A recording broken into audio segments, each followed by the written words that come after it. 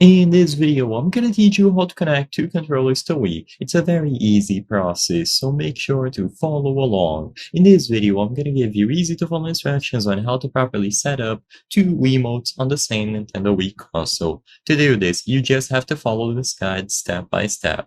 So first, make sure that your Wii console is powered on.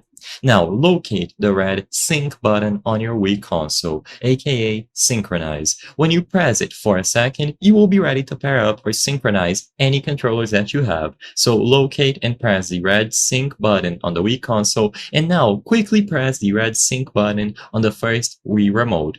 So when you press the synchronize button on the console and then on the first controller, you just have to wait for confirmation. One of the four player lights on the Wii remote will light up, indicating successful synchronization. Now you just have to repeat the same steps for the secondary controller. So press the synchronize button on the Wii console and follow it up by pressing the synchronize button on the second Wii mode.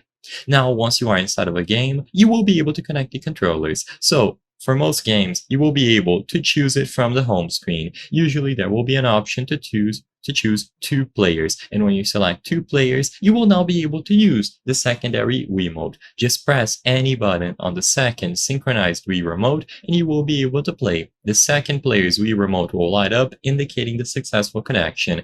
Most games that have co-op or up to 4 players support will allow you to just choose 2 players or more, and the controllers will be set up accordingly.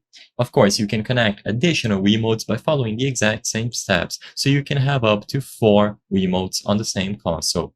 Depending on the game, you might not be able to do it at all, so some games are going to be single player only, and if that's the case, then sadly, you will not be able to use any additional Wiimotes. I hope I was able to help you on how to connect two controllers to Wii. If this video helped you, please be sure to leave a like and subscribe for more very easy tips. Thank you for watching.